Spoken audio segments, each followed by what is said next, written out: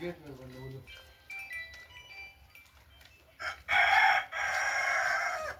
अस्सलामुअलैकुम। हाँ वालेकुम सलाम। बस जरा मेहमान बैठा, ये गेट में बंद बोलो।